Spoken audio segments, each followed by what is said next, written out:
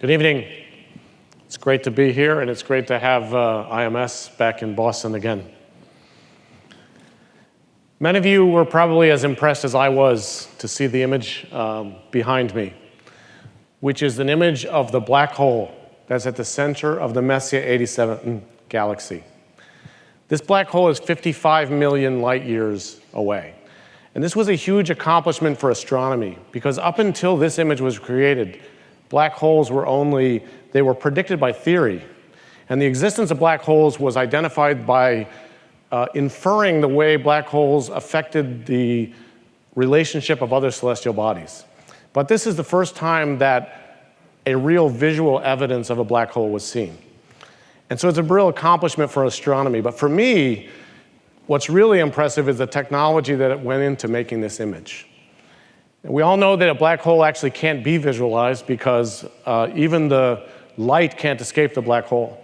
But what this image actually is this is an image of radiation that's generated by particles around the event horizon. And these particles that are under enormous gravitational forces accelerated toward that event horizon emit X-ray radiation. And so this is a microwave sensing problem. And this image was created with a telescope called the Event Horizon Telescope that senses this microwave radiation. This microwave radiation is an X-band, and actually these telescopes have a very high performance receiver, receive about 1 gigahertz of bandwidth in X-band. If you think about the amount of resolution that's required, it's really impressive. So it's a very impressive to have a high performance receiver, but it takes more than that to create this image. The resolution that's required for this image is 4,000 times the resolution of the Hubble Space Telescope. It's equivalent to the resolution that would be required to see an orange on the surface of the moon. And so the way this resolution is accomplished is with a synthetic aperture. And it turns out this synthetic aperture is about as big a synthetic aperture as you can get and still have that on the surface of the Earth without going to space. And that's what's called here in the Event Horizon Telescope. So each of these telescopes was part of this measurement, and each of these telescopes has a very high performance millimeter wave receiver. But what's really impressive about this synthetic aperture is what does it take to synchronize all that information and to correct all the impairments in the aperture? The real challenge is that. The synchronization can be done with GPS and atomic clocks, and that synchronization is equivalent to the time synchronization of less than 1 second in 1,000,000 years. But beyond that, there are enormous impairments that have to be corrected in this system. If you think about it, there's impairments of weather conditions. The weather conditions might be different at each one of these telescopes. But there's also other impairments. They have to correct for the rotation of the Earth. But it's not just the simple rotation of the Earth. You have to correct for motion of the tectonic plates, motion of the oceans, the rotation of the core of the Earth. If you think about the amount of data that it takes, it's very impressive. And so this is a great example of a microwave sensing problem. But the challenge and the innovation is not just in the high-performance microwave receiver, but in the digital correction of all those impairments. And to give you a feel for that amount of digital data, each one of the telescopes in this array downloaded 5 petabytes of data. That's 5 million gigabytes. And that data had to be fused together for correcting all these impairments. As a matter of fact, it was so much data that it's not practical to network. They actually physically flew the hard drives to a central computer. So this, I think, is a great analogy for what's going on in our industry in the RFIC world. Our innovations today are coming not just from high-performance RF and microwave circuit design, but from that recombinant innovation of advanced digital algorithms and technologies as well. I'll talk a little bit about that today. So at Analog Devices, I'm responsible for the automotive, communication, and aerospace and defense business. And these are the business units at Analog Devices that are primarily responsible for the RFIC design that we do. But stepping back at Analog Devices, we say that our company exists at the interface between the physical and the digital world. Our strategy is to create the most high-performance technologies to sense, measure, interpret, connect, and power. And through those technologies, we are providing that connection to the physical and the digital world. If you think about RFICs, what we do in the RFIC industry is also really about connecting the physical to the digital world.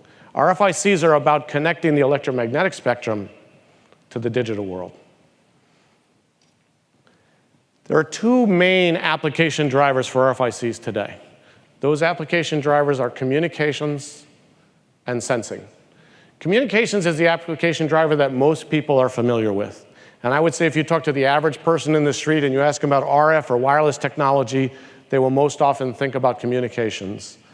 And the communications that they're most familiar with are typically what we would call the consumer applications: cellular handset communications, Wi-Fi, and Bluetooth. And we all know how ubiquitous those communications have been. I bet you every person in this room has at least one device that has all three of those technologies integrated in it, maybe more. But there's a lot of other applications, communications applications, that are driving RFICs as well. And those are more higher performance applications, what we often refer to as the B2B applications. So that might be the infrastructure side of cellular communications, microwave radio, and satellite communications, to name a few. Another great driver of RFIC technology is sensing. I would say that sensing is not as commonly thought of as an RFIC technology or as a wireless technology, but the applications of sensing are exploding around us. There are some applications of sensing that are very familiar to us, maybe be air traffic control radar or weather radar, but there's also a lot of new and emerging applications of millimeter wave sensing. Autonomous driving, automotive radar for autonomous driving, millimeter wave body scanners for security at the airport, and a lot of new applications of sensing around medical and biological sensing applications. If you think about this, these applications tend to drive RFIC requirements, but also RFIC capabilities are enabling these applications. We see this as a cycle of innovation. It's not just that RFICs enable the applications, but the applications also drive RFICs to have new capabilities. So if you think about it, advances in RFICs are enabling new applications every day. And once those applications are enabled, and as we talked about, RFICs are connecting that physical and digital world, those applications tend to drive more and more data. And through that more and more data, it puts pressure on the ecosystem to create even higher performance solutions to advance those applications further. And there's kind of two rotations of this cycle that I would like to talk about today. The first is really the emergence of CMOS for RFIC applications. We all know that CMOS has made a huge impact on our industry. And if you think about CMOS and RFICs, it was a topic of academic papers maybe back in the 80s, but it really came to its own, I would say, in the 1990s, and it came to commercialization. And CMOS was largely responsible for making many of these consumer-based technologies really ubiquitous like they are today. Wi-Fi, Bluetooth, and cellular handset communications. The advantage of CMOS is that it brought scale and cost structure to RFICs to really allow these technologies to become ubiquitous. And clearly we know that Wi-Fi, Bluetooth, and cellular communications are ubiquitous. And further, we know that the demands on these technologies is increasing every day. On average, the average user bandwidth of wireless technologies doubles about every 2 years. And so that cycle then puts more pressure on the RFIC community to iterate those further. But there's another whole ecosystem of solutions that have been enabled by CMOS-based RFICs, and that's beyond just these consumer applications that we refer to as the B2B applications. And these are applications that typically had higher levels of performance requirements than you would have in the consumer solutions. So it might be the infrastructure side of cellular communications, for example. To get the CMOS technology to be able to deliver on those applications requires innovation beyond just what you can do in that core CMOS circuit design. It requires what we will talk about as a recombinant innovation. It's a combination of high-performance CMOS circuit design, RF and microwave circuit design with digital techniques in what we would refer to in this presentation as digitally assisted CMOS. These digitally assisted CMOS capabilities are really driving the solutions that we think about emerging today.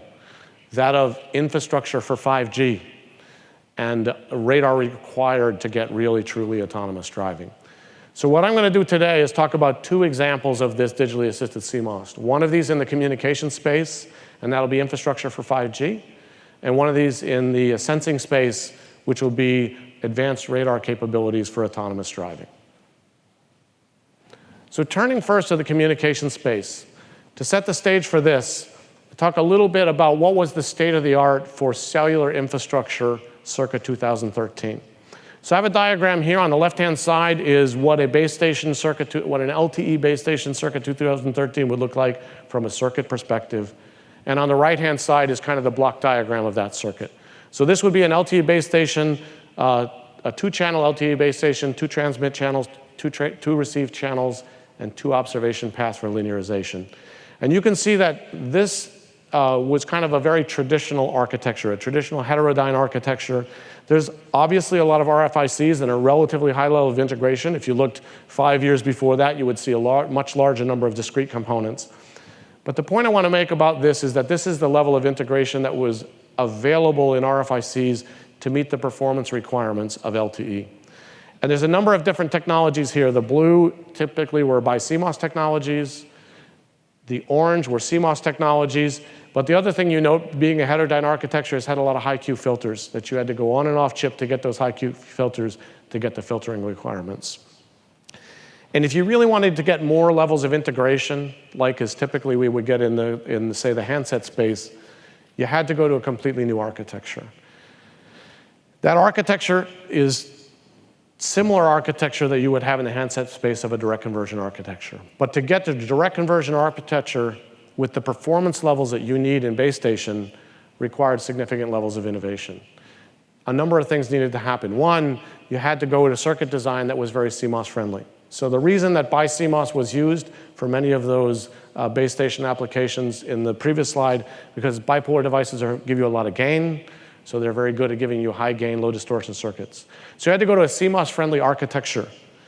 But beyond that, you need a lot of digital enhancement of the circuitry. Another key feature of this integrated solution is to use sigma delta ADCs. Sigma delta ADCs have an inherent anti-aliasing capability that allows you to use relatively simple filtering and eliminate all those high-Q filters in the previous block diagram. But that is also not enough. You have to have significant digital correction algorithms to be able to get the performance levels that you need for base station. So there's significant digital that's integrated into this for distortion correction, IQ correction, and basically for correcting the impairments in the system. You can think of this similar to, analogous to the M87 image I showed you before. The digital assistance is correcting for the impairments in the RF system in order to be able to meet those requirements. So this is a solution we brought out in about 2016. I showed the chip diagram over on the left-hand side. This is a 2-channel single carrier LTE base station developed in 65 nanometer CMOS. I note here on the next slide that this capability of single carrier LTE, and you can see the digital block shown there. So that's the amount of digital content. And I show that for reference because as you see this progression and as you see the performance enhancement proceed, you'll see the amount of digital that it takes to meet those level of performance requirements goes up. So this was really an accomplishment because it was the first time to have a fully integrated CMOS solution for cellular infrastructure. But as we all know, single carrier LTE is not the whole market. And the market is evolving, and the market has evolved from single carrier to multi-carrier. And in addition, it's not just multi-carrier LTE, but if you really want to meet the majority of the base station market, you have to have multi-carrier LTE with GSM capability. And the presence of GSM and LTE at the same time puts significant stress on the receiver performance. So to go from the single carrier LTE to GSM and LTE multi-carrier, it's about a 30 dB improvement in signal-to-noise ratio and about a 50 dB improvement in spurious-free dynamic range. So the main things that were done there, significant improvements in circuit design to get the SNR. On the right-hand side, you'll see that solution, which is also designed in 65 nanometer CMOS. It's also a 2-channel, so the significant increase in die size is really related to getting the higher signal-to-noise ratio. But the key to getting the high spurious-free dynamic range is significantly improved linearization techniques and compensation techniques. And you can see the amount of digital increase there is about 8 times the amount of digital content to get this to happen. But now we have a solution that is fully integrated CMOS for GSM and multi-carrier LTE. The next innovation that has come from this, though, is that the market has moved just from multi-carrier LTE to massive MIMO. And the reality is that if people are familiar with massive MIMO is where you go from, instead of having a base station that has 2 channels or 4 channels, a massive MIMO base station might have 64 channels. And the reality is that massive MIMO would really not be possible without this level of integration in the RFICs. So our massive MIMO solution is now done in 28 nanometer CMOS. This is a 4-channel, 4 transmit, 4 receive, 0 IF solution supporting multi-carrier LTE in a massive MIMO solution. And the next innovation beyond massive MIMO is that of multiband. So this is still emerging, but the idea is that they want to go, instead of just having multi-carrier LTE where you have bandwidths of a few hundred megahertz, solutions that are bandwidths that are gigahertz wide. Today, our solutions for multiband are based on RF converters, another kind of direct conversion architecture. So this is a 28 nanometer solution for multiband, 4 transmit, 4 receive, 4 observation path. And the point I make here is even if it's just an RF converter-based architecture, there's an enormous amount of digital, even more digital than you have in the 4-channel massive MIMO solution. Again, that's for correcting impairments in the circuit to meet the performance requirements you have for base stations. A big advantage in base station market, though, is that once you have all this digital, now you can do other things as well. And in the massive MIMO solution that we have shown you previously, once you have that digital, you can add other capabilities to the system-level solution.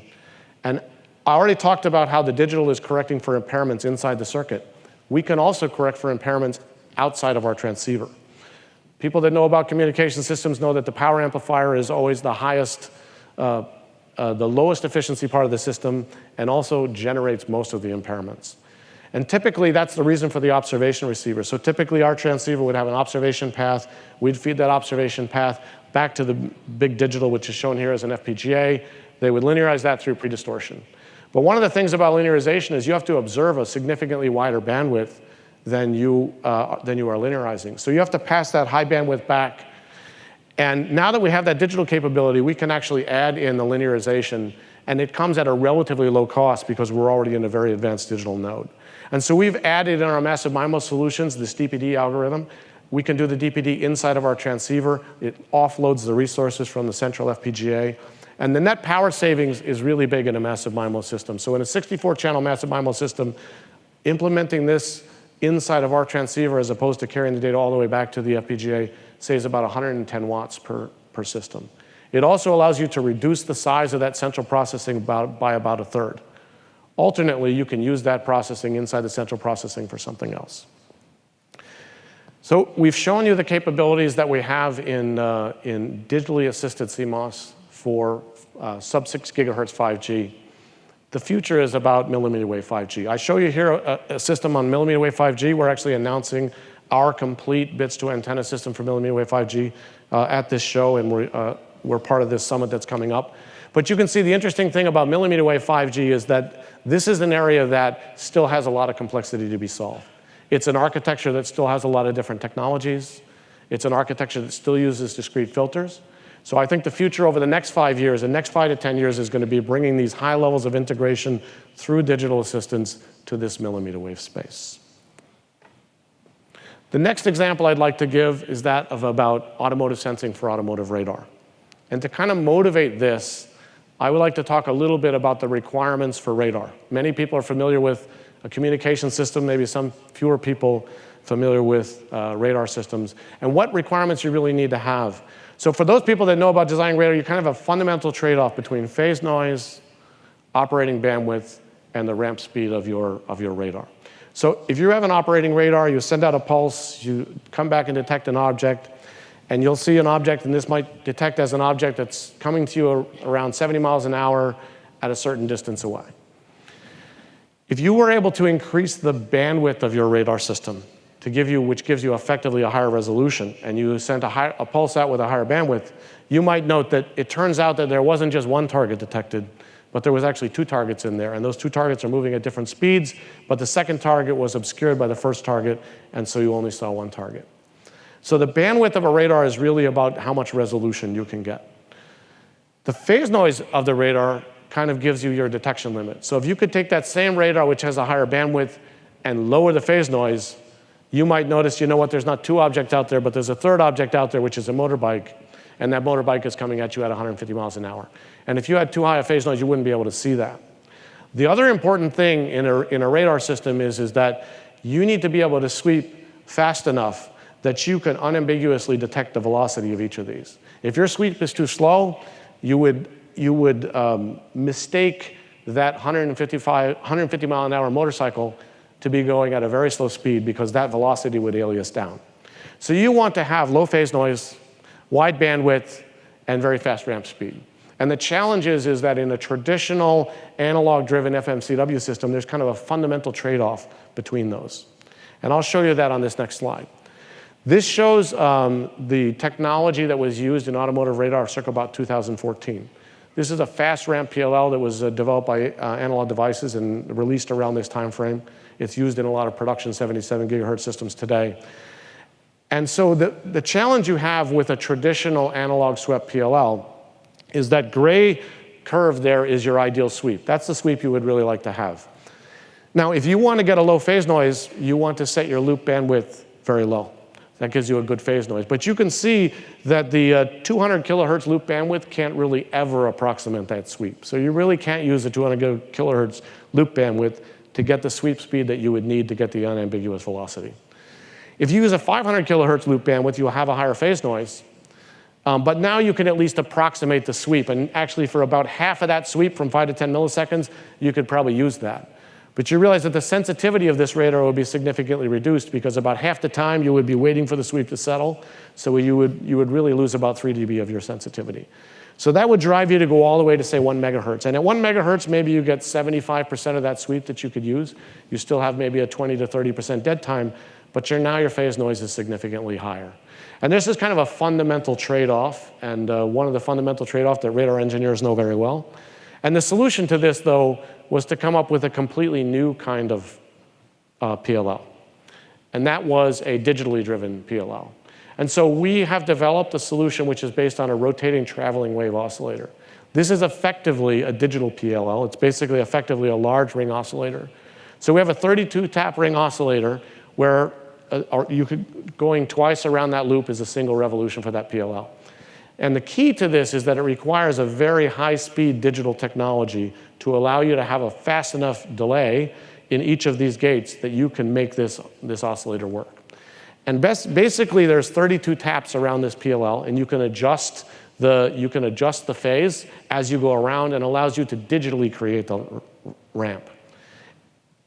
This allows you to completely decouple the loop bandwidth from the ramp generation. And actually, you can very precisely generate this ramp. It turns out there's a lot of other advantages to this as well. You can change your ramp from chirp to chirp, and a lot of other advantages as well. But the key here is that it requires you to go to a very high-speed digital process because this is fundamentally a digital PLL. But once we have developed this PLL actually has best-in-class ramp speed, phase noise, and sweep bandwidth. But once you have that, then you can embed that PLL into a very highly integrated circuit. And we have developed a 77 gigahertz CMOS solution for automotive radar. It's best-in-class performance in terms of range and sensitivity. And I show here this latest product that we're sampling to market now, 3 transmit channel, 4 receive channel, fully integrated 77 gigahertz automotive radar using 28 nanometer CMOS. The key advantage of this as well is once you have this level of integration, you can unlock new capabilities in automotive radar that were not possible before, but are really required for what you need in autonomous driving. This is enabling the concept of what we would refer to as an imaging radar. So those people who work in radar know that often, unless you have lots of antennas, the angular resolution of your radar is typically very poor. So you can tell that there's an object out there, you can detect that there's an object, but it's hard to discern the details about that object. So you can use it for detection, but it's hard to use it for classification. But once you have this CMOS radar capability, we can integrate these together, and we can actually synchronize these to have a combined 4-chip radar, which is 16 channels. And this is enabling sub 1 degree resolution. This is the concept of imaging radar. Now you can use the radar for not just detection of objects, but you can actually use it for classification. And I show over here on the right-hand side the difference between if you just use one of these chips, which has 4 channels, versus all 4 of these chips with 16 channels, you can see that you can distinguish objects that have a much higher angular resolution, gives you a much more precise position. And I would say that we're just starting as to the capabilities that we have in radar to fuse this radar together. The future of where this is going to go is to fuse more and more of these radar signals together to give you more and more information about the surroundings around. So I think in closing, I showed 2 examples of this recombinant innovation. The combination of RF and microwave circuit design with advanced digital techniques to really unlock new potential. In their book, The Second Machine Age, Bjornfelsen and McAfee talk about the value of recombinant innovation, and they study the technology curve of many, many innovations. And basically, any technology, early in the days of that technology, it tends to advance very quickly, and there are kind of exponential increases in capability. But then over time, those increases tend to plateau. And the only thing that ever turns that plateau around is typically recombinant innovation. It's adding together new capabilities of innovation. And this is true in the steam engine or in the internal combustion engine, or even in the case of personal computing. Where personal computing had really plateaued until came the concept of taking personal computing with wireless communications and a touch screen to make the personal communication devices that we carry today. So our view on the innovation of the future of the RFIC industry is that this is going to continue to be a recombinant innovation of CMOS circuit design, digital technology, and system and algorithm level capabilities. Thank you very much.